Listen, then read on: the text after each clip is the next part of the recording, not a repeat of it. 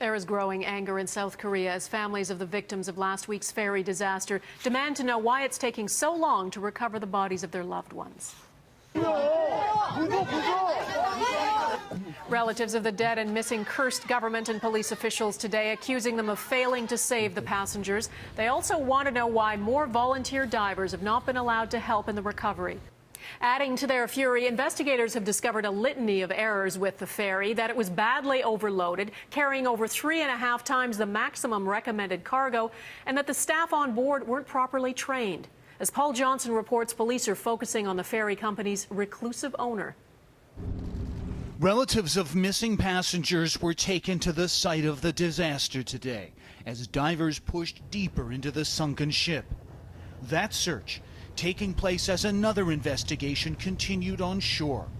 South Korean authorities have confirmed the criminal investigation has now widened beyond the captain and crew members already accused.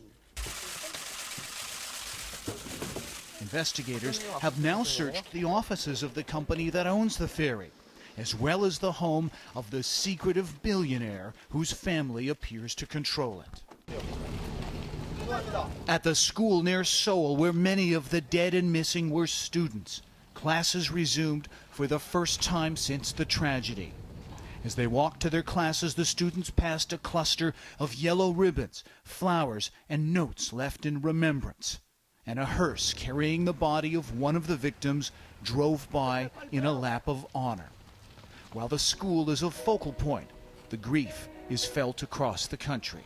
대한민국이 아파하고 South Korea is in pain, says this pastor.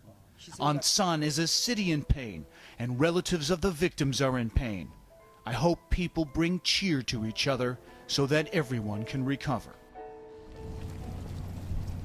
At the port where the recovery operations are being staged from, yellow ribbons are appearing everywhere on walls and structures. Symbols of loss and remembrance. Their numbers are only expected to grow in the days to come. Paul Johnson, Global News, Beijing.